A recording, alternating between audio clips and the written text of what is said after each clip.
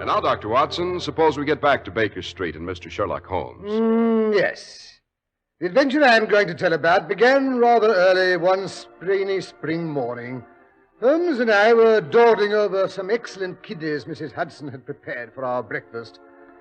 I had just poured my second cup of coffee, and Holmes was about to fill his pipe from the dilapidated old Persian slipper he used in lieu of a tobacco pouch.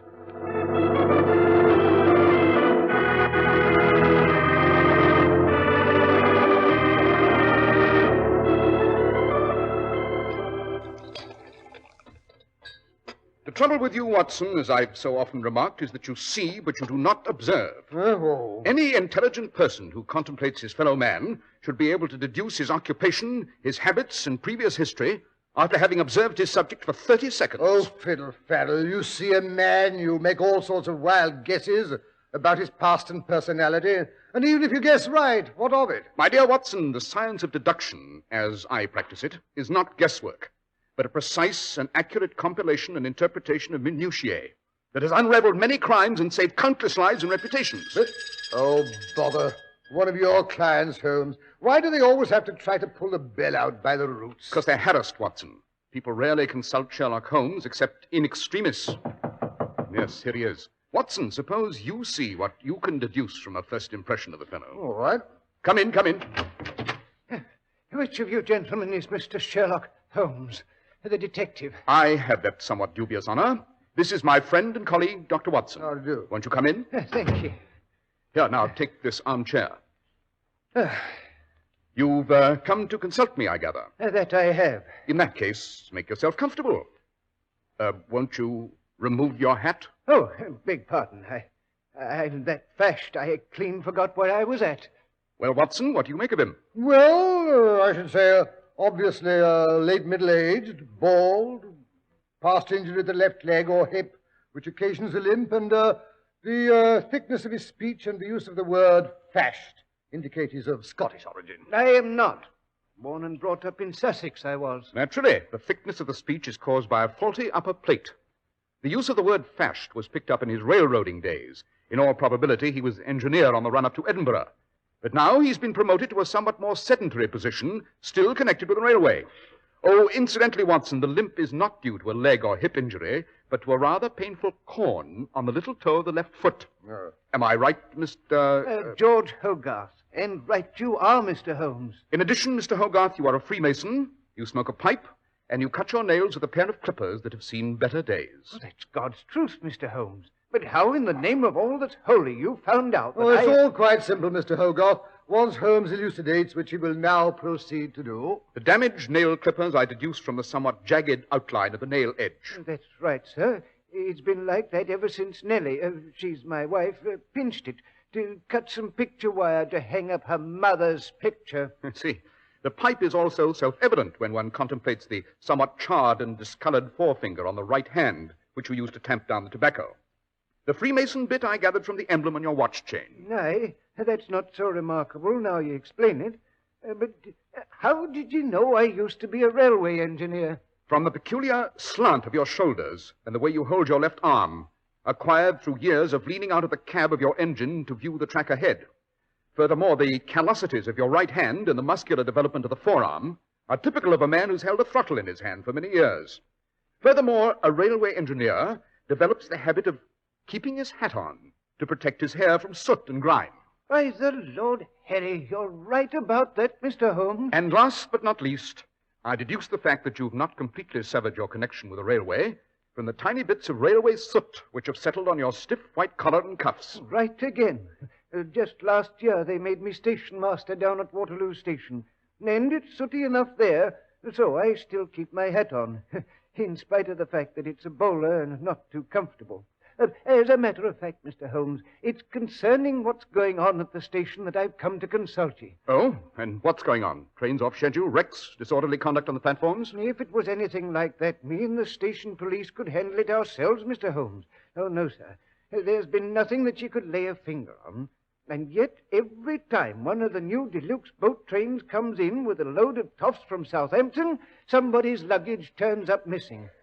Mostly it's a valise belonging to some rich American lady with a fine mess of jewels in it. Well, surely it's not too difficult to keep track of the luggage that's taken off the station platform. Everyone has to go through the small gate at the end. That's right, Dr. Watson. And no one's allowed on those platforms excepting the passengers from the train and them that has platform tickets. And me porters and the police have been keeping an eye on them. You can bet your life. And yet, each time the boat train arrives, a valuable piece of luggage disappears, eh? Vanishes, it does, into thin air. Sounds like a bit of legerdemain, eh, Holmes? You don't suppose Mr. Houdini has taken to crime? Houdini?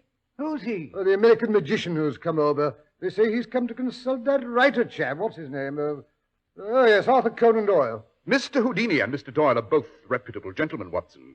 In fact, there's some intimation that Doyle may be knighted for his literary activities. Oh, Falderall is no better than I am. That's as it may be. To return to the robberies at Waterloo Station, Mr. Hogarth, objects do not vanish into thin air, even for Mr. Houdini. There must be some logical explanation of the phenomena.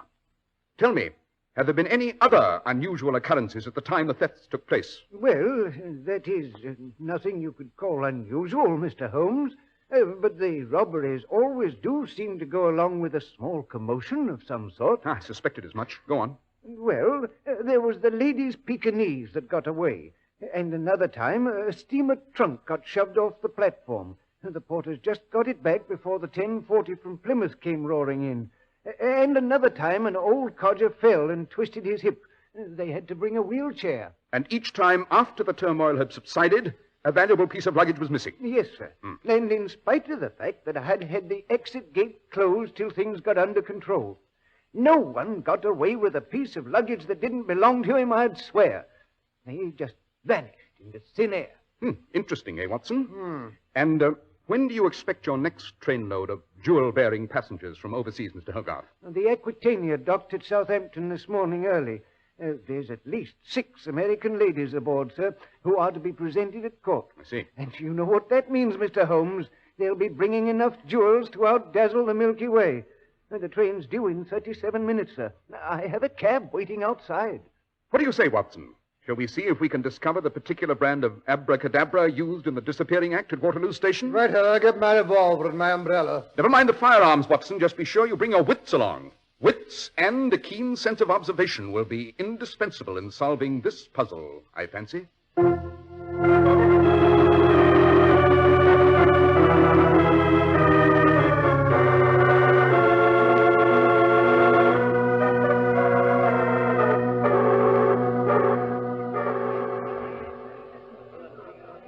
Now then, if you stand there, Mr. Holmes, you can get a view of the entire platform. The boat train is due any minute now. You're sure all the porters who handle the luggage are reliable, Mr. Hogarth? I've given orders, sir. Only the ones that have seen at least 10 years' service are to be allowed on the platform today. And all of them will be checked as they come out the gate besides. Well, what about the people who've come onto the platform to meet the train? Now, there are only 4, Dr. Watson. We couldn't keep everyone off, I'm afraid.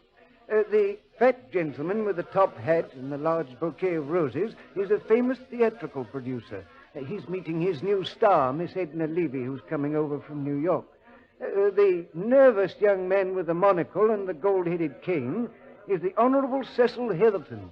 He's meeting his fiancée, a daughter of a Pittsburgh millionaire. And the lady with the tremendous doll and the box of chocolates is meeting her 11-year-old daughter that she hasn't seen for 2 years. Why not? Well, the child's been visiting its father in America. It seems the parents are divorced. And then there's the imposing-looking gent in the Prince Albert, carrying the Gladstone bag. He's come to meet his grandmother. It seems she's over 80 and deaf as a post. Well, certainly nothing suspicious about any of those people, eh, Holmes? On the contrary, my dear Watson, one of those 4 persons is extremely suspicious, for a reason which Mr. Hogarth has been good enough to point out. I did? Blessed if I know what it was I said that... Never mind, haven't time to discuss it now. Here comes the train. Keep your eyes open, Watson. If you notice anything unusual, anything at all, report it to me immediately.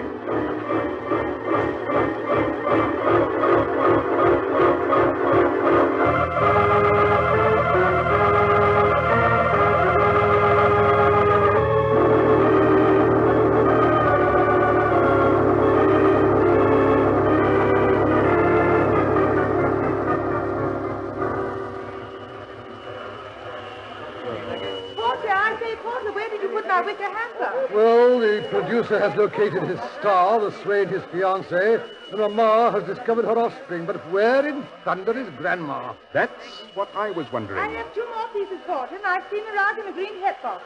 No, leave the alligator bag there. I don't want to let that out of my sight. I say, look, Holmes, that must be Grandma, the old lady coming along the platform in the checkered greatcoat and bonnet. By Jove, she's carrying a parrot in a cage. Yes, her imposing grandson has just sighted the old girl. Here I am, Granny. Over here. She's seen him. She's waving the bird cage. Hannibal! Good Lord, the parrot has got loose. Hannibal! Oh, the beautiful Hannibal. Catch him, Freddie, catch him. Now, Granny, don't get excited. We'll get your parrot for you. Oh, dear, whatever shall I do? Now, Granny, remember your blood pressure. I'll just put you safe in the ladies' waiting room, then I'll come back and get Hannibal for you. Yes, do take care of her. Poor old woman. She looks so frail and That's right, Granny. You come along with Freddie. Now, don't you worry. I'll come back and catch Hannibal. He won't get away. Come along, Watson. We mustn't lose sight of them. Lose sight of who? Granny with the bird cage and her grandson Freddie with the Gladstone bag. Above all, we mustn't lose sight of that Gladstone bag. Holmes, have you lost your senses? My bag, my alligator valise is gone. It's been stolen. My emeralds were in it. I've been robbed. Holmes, you heard that? A woman's been robbed. Naturally, I knew it 2 minutes ago. Let Hogarth take care of her. That's his job. Ours is to follow the grandmother and the man with the Gladstone bag.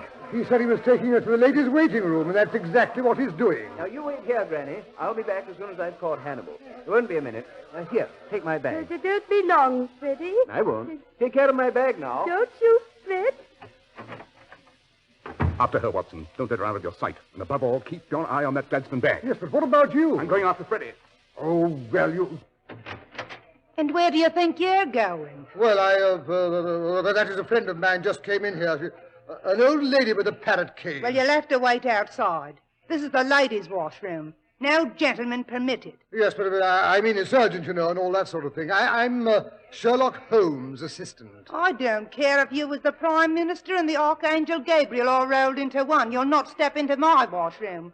Now, be a good chap and wait outside. Yes, but what if I lose her in the crowd? What crowd? She's the only one that's come in here this last half hour. Well, what if she goes out some other way? There ain't no other way. Now, you look here.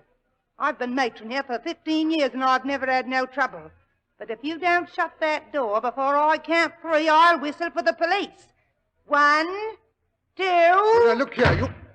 Oh, the obstinate female. Oh, well, the old grandmother can't very well get out of the door without my seeing her. I'll just sit here on the bench and wait.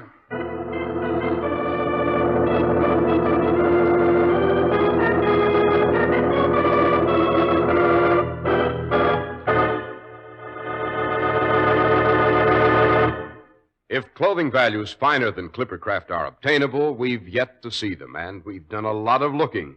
You see, the whole idea behind Clippercraft is to concentrate on bringing you out-of-this-world values. That's why we developed the famous plan that concentrates the buying power of 1,036 of the nation's finest stores from coast to coast. You won't find anywhere such evident fine quality in suits for only $40 to $47.50. In beautifully styled tropicals at only $33.75 to $40, in handsome sport jackets at only $26.50. See them tomorrow at your favorite local store. For selling expensive clothes at inexpensive low prices at the nation's finest stores is the great big idea behind the Clippercraft plan. That's why men who know insist on Clippercraft clothes. So be sure to visit the Clippercraft store in your city. These leading stores in the metropolitan area are proud to add their names to Clippercraft in your suits, top coats, sport jackets, and tropicals. In Manhattan, John Wanamaker Men's Stores, Broadway at 8th and 67 Liberty Street. Saks 34th, Broadway at 34th. In Brooklyn, Abraham and Strauss. In Newark, New Jersey, Boulevard Men's Shop, Kresge Newark. And in Jamaica, the B&B Clothes Shop, 16408 Jamaica Avenue.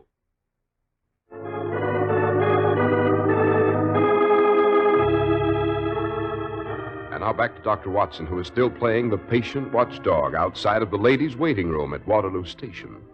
45 minutes have passed before Holmes returns, looking rather disconcerted.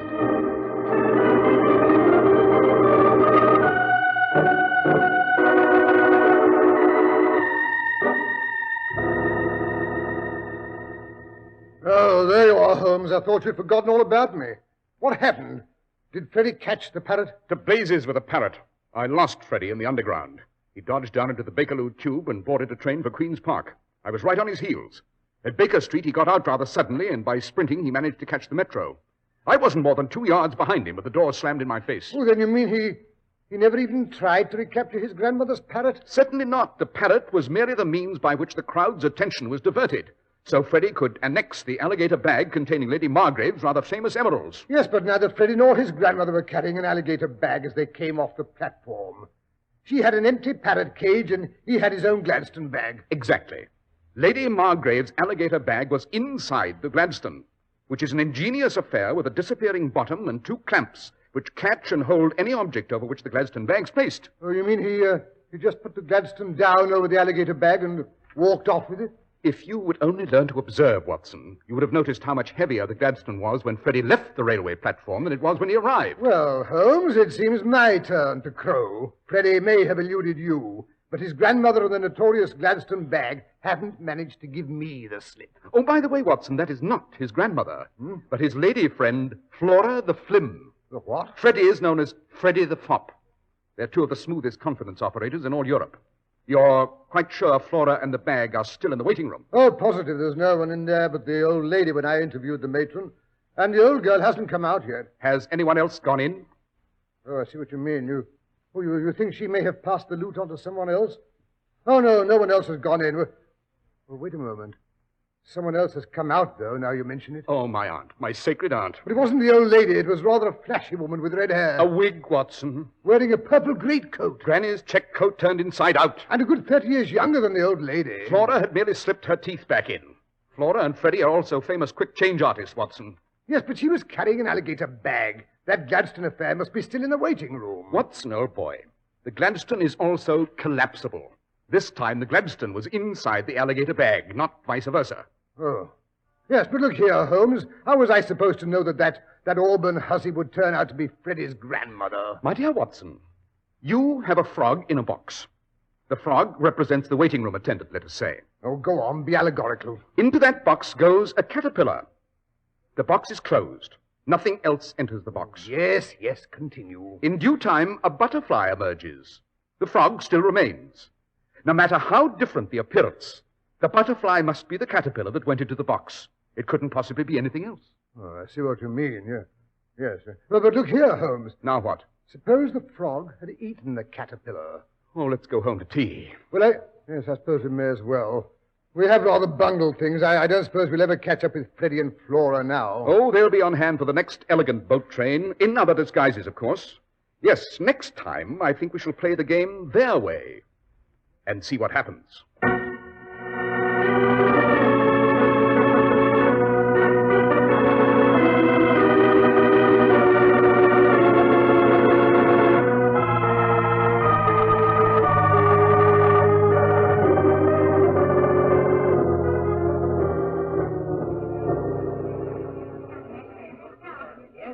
Confound it, Mr. Hogarth. The next boat train is overdue, and Holmes hasn't shown up yet. You're sure he said he'd meet you here, Dr. Watson, on the station platform? Well, that's what his note said.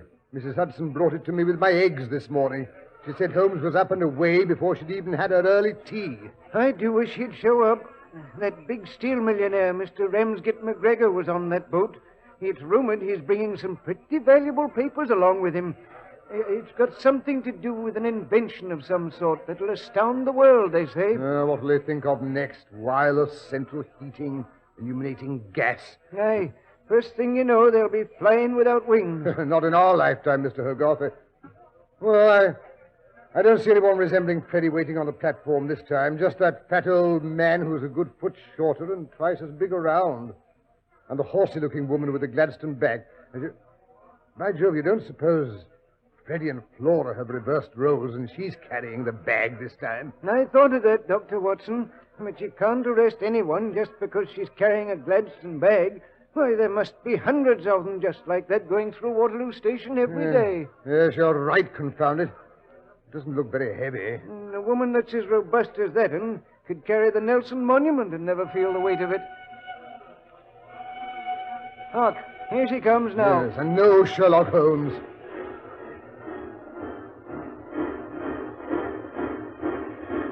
Now keep your eye peeled for Mr. Ramsgate McGregor.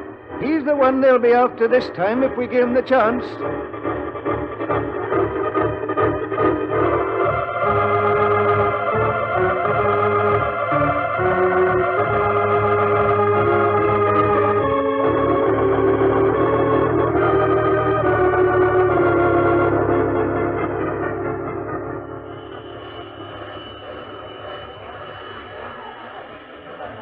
There, look there. There's Mr. McGregor now. Him with the cap and the muffler of Scottish plaid. Oh, he's creating quite a commotion. No, I don't want a porter. Leave my bags alone. My man Jones will carry them. I'll take this one myself. That's right, Jones. Put him down there. Yeah, now give me a cigar. Now what's happened? Hello, a tall, bearded man seems to be having trouble getting out of his compartment. He smashed the glass. Get me out of here! Get me out, confound it! Impatient old duck, eh, Hogarth? The guards unlocked the door for him. My bag. What's happened to my black bag? Good Lord, it's happened. McGregor's been robbed. We'd best go and see if we can help him. Hey, excuse me, ma'am. You're sure that Gladstone belongs to you? Certainly, my good man. I've had it for years. Now, no offense, ma'am. Just wanted to make sure. Wouldn't want anyone to get my bag by mistake. I'm Ramsgate McGregor, and I've got a new kind of high explosive in my bag. I wouldn't want any stranger to go carrying it around. It's too liable to go off. Why, However, if that bag belongs to you, I guess it's not dangerous. Just run along, that's a good girl, and get it out of my way. Well, really, I've never been so insulted in my life. Follow her, Watson. Holmes! Great Scott, it's not Mr. McGregor. I couldn't... Save it till later. After her. Don't let her get out of your sight. I'll keep an eye on Freddie. Come along, Hogarth. She's not going to give me the slip this time. Better motion some of your police to follow. Aye, they're right with us. Good Lord, look at that Gladstone bag. It's beginning to smoke. Laura's starting to panic. It'll blow up in her hand. Freddie, where are you? Laura! Right away, you fool! Right away, Flora, before it explodes! Yes, I rather suspected the glass-smashing gentleman would turn out to be Freddie. You're not Mr. McGregor? Who are you? Allow me to present myself, madam. Sherlock Holmes, the detective. Sherlock Holmes? Who is almost as good at charades as you and your friend, Freddie the Fop. Why, I don't understand. Have your policeman take them away, Hogarth. I think you'll find Mr. McGregor's black bag inside the Gladstone. Take your hands off. It should be all the evidence you need. But great thunder, Holmes, look at it. It's about to explode. Calm yourself, Watson. The bag contains an innocuous little smoke smudge. The only thing it could possibly harm is a mosquito.